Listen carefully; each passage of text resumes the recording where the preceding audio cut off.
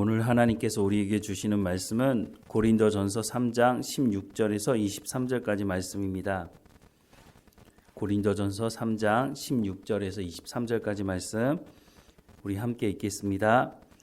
너희는 너희가 하나님의 성전인 것과 하나님의 성령이 너희 안에 계시는 것을 알지 못하느냐? 누구든지 하나님의 성전을 더럽히면 하나님이 그 사람을 멸하시리라. 하나님의 성전은 거룩하니 너희도 그러하니라. 아무도 자신을 속이지 말라. 너희 중에 누구든지 이 세상에서 지혜 있는 줄로 생각하거든 어리석은 자가 되라. 그리하여야 지혜로운 자가 되리라. 이 세상 지혜는 하나님께 어리석인 것이니 기록된 바 하나님은 지혜 있는 자들로 하여금 자기 꾀에 빠지게 하시는 이라 하였고 또 주께서 지혜 있는 자들의 생각을 헛것으로 아신다 하셨느니라. 그런즉 누구든지 사람을 자랑하지 말라. 만물이 다 너희 것임이라. 바울이나 아볼로나 게바나 세계나 생명이나 사망이나 지금 것이나 장래의 것이나 다 너희의 것이요 너희는 그리스도의 것이요 그리스도는 하나님의 것이니라. 아멘. 고린도 교회 안에 참 많은 문제가 있었는데요. 그 문제를 해결할 수가 없어서 바울에게 이 문제들을 어떻게 해결할 것인지 물었고 바울은 이 부분에 대해서 답을 하고 있는데 그것이 바로 고린도 전서에 기록된 말씀입니다. 고린도 전서 말씀을 보면 10가지 문제를 다루고 있는데요. 10가지 문제는 이런 것입니다.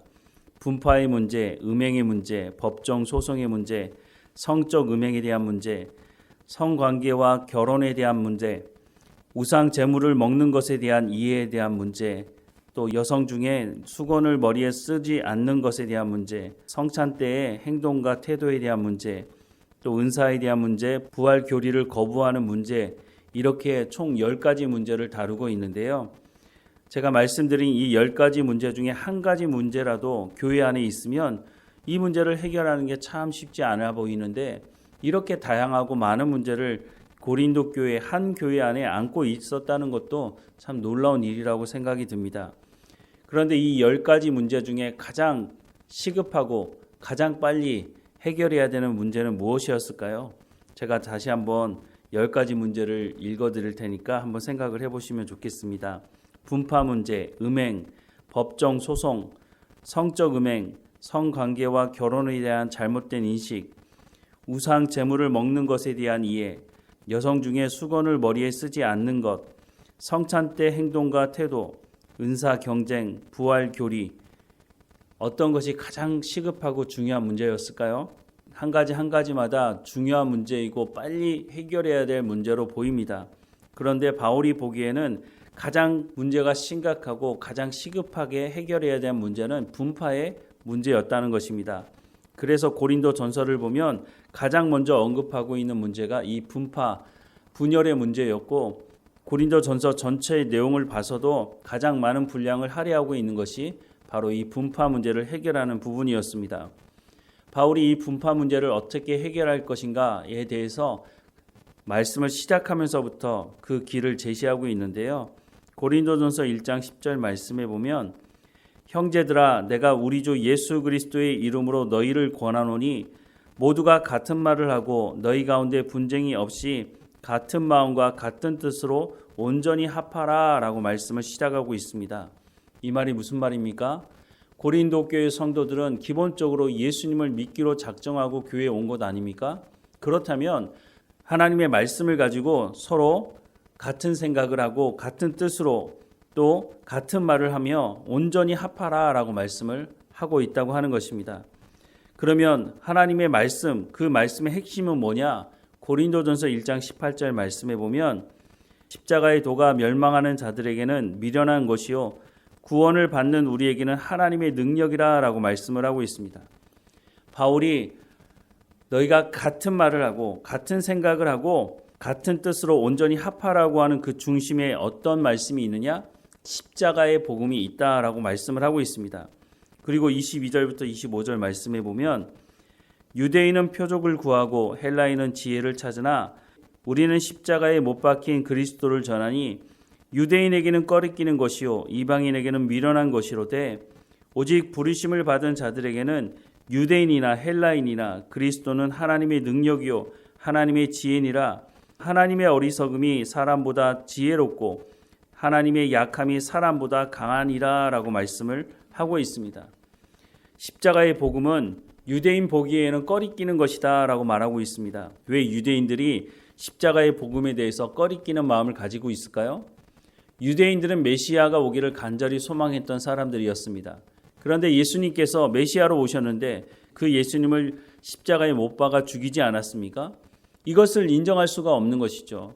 그리고 예수님께서 메시아라고 하는 것을 많은 사람들이 믿고 있으니 그것을 인정할 수도 없고 인정하지 않을 수도 없는 그런 상황에 있었다고 하는 것입니다. 또한 헬라인들은 흉악 범죄자가 달려 죽는 십자가 위에서 메시아가 죽는다고? 그것도 인간의 손에 의해서 인간을 구원할 신이 죽는다고? 그걸 어떻게 이해할 수 있느냐라고 그렇게 말하는 것이죠. 그래서 십자가의 복음에 대해서 들을 때에 그것은 미련한 것이다 라고 말을 하는 것입니다. 더 나아가서 이 헬라인들은 헬라 철학을 믿었던 사람들 아닙니까? 헬라 철학 중에 가장 중요한 것 중에 하나가 이원론입니다. 인간의 영혼은 구원받을 수 있지만 육체는 구원받을 수 없다는 것이죠. 그런데 예수님께서 몸의 부활을 보여주시지 않았습니까? 그러니까 헬라인들의 입장에서는 이건 미련한 것이야. 어떻게 그것을 인정할 수 있어? 라고 말하는 것입니다. 세상의 지혜와 세상의 지식으로는 예수님을 다 이해할 수가 없다는 것입니다. 그래서 고린도전서 2장 10절부터 14절 말씀해 보면 오직 하나님이 성령으로 이것을 우리에게 보이셨으니 성령은 모든 것 곧 하나님의 깊은 것까지도 통달하시느니라. 사람의 일을 사람의 속에 있는 영 외에 누가 알리오? 이와 같이 하나님의 일도 하나님의 영 외에는 아무도 알지 못하느니라. 우리가 세상의 영을 받지 아니하고 오직 하나님으로부터 온 영을 받았으니 이는 우리로 하여금 하나님께서 우리에게 은혜로 주신 것들을 알게 하려 하심이라. 우리가 이것을 말하거니와 사람의 지혜가 가르친 말로 아니하고 오직 성령께서 가르치신 것으로 하니 영적인 일은 영적인 것으로 분별하느니라. 육에 속한 사람은 하나님의 성령의 일들을 받지 아니하나니 이는 그것들이 그에게는 어리석게 보이며 또 그는 그것들을 알 수도 없나니 그러한 일은 영적으로 분별되기 때문이라 라고 말씀을 하고 있습니다. 오늘 본문의 말씀에도 보면 너희는 너희가 하나님의 성전인 것과 하나님의 성령이 너희 안에 계시는 것을 알지 못하느냐? 누구든지 하나님의 성전을 더럽히면 하나님이 그 사람을 멸하시리라. 하나님의 성전은 거룩하니 너희도 그러하니라. 아무도 자신을 속이지 말라. 너희 중에 누구든지 이 세상에서 지혜 있는 줄로 생각하거든 어리석은 자가 되라. 그리하여야 지혜로운 자가 되리라. 이 세상 지혜는 하나님께 어리석은 것이니 기록된 바 하나님은 지혜 있는 자들로 하여금 자기 꾀에 빠지게 하시느니라 하였고 또 주께서 지혜 있는 자들의 생각을 헛것으로 아신다 하셨느니라. 그런즉 누구든지 사람을 자랑하지 말라. 만물이 다 너희 것임이라. 바울이나 아볼로나 게바나 세계나 생명이나 사망이나 지금 것이나 장래 것이나 다 너희 것이요 너희는 그리스도의 것이요 그리스도는 하나님의 것이니라 라고 말씀을 하고 있습니다. 세상의 지혜로 세상의 지식으로 어떻게 하나님을 어떻게 예수님을 이해할 수 있겠느냐라고 말하고 있는 것이죠. 하지만 고린도 사람들이 좋아하는 철학의 영향을 받고 교회에 들어와서도 하나님의 말씀을 듣는 것이 아니라 자신들이 세상으로부터 가지고 있는 지혜와 지식을 가지고 판단을 하려고 하다 보니 결국은 분열하게 되었다라고 말씀을 하고 있는 것이죠. 그러니까 어떻게 하라는 것입니까?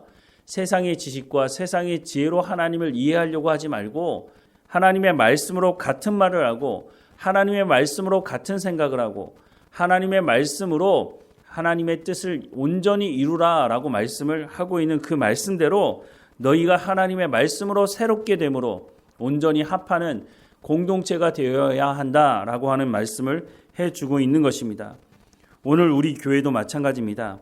교회 공동체로 모였다고 하는 것은 하나님의 말씀을 듣기 위해서 모인 것 아니겠습니까? 우리가 하나님의 말씀 듣기를 사모함으로 모였다면 하나님의 말씀이 제대로 선포되어져야 할 것이고 또한 하나님의 말씀을 들었다면 그 말씀을 듣고 삶의 현장에 돌아가서 하나님의 말씀에 순종하는 삶의 열매가 있어야 한다고 하는 것입니다. 그럴 때 교회 공동체가 분열하지 않고 고린도전서 1장 10절의 말씀과 같이 하나님의 말씀으로 온전히 합하는 삶을 살아갈 수가 있다고 말씀해 주고 있는 것이죠. 오늘 교회가 나가야 될 방향에 대해서 사도 바울을 통해서 하나님께서 오늘 우리에게 말씀해 주시는 이 말씀을 귀담아 들어야 할 것입니다. 여전히 내 생각대로, 내 고집대로, 내 습관대로 교회 안에서도 여전히 그렇게 살아가려고 한다면 자기의 뜻과 자기의 생각과 비슷한 사람들끼리 모이게 되겠죠. 그러다 보면 교회가 분열하게 되는 것이죠. 우리가 교회에 왔다는 것만으로도 하나님 말씀 듣기 위해서 왔다는 것 아니겠습니까? 그러면 성령의 충만함을 구하고 성령께서 우리를 연합된 관계로 인도하시니 그 하나님의 말씀을 듣고 순종하는 우리의 삶이 되어야 할 것입니다. 하나님의 말씀에 우리가 귀를 기울여야 합니다.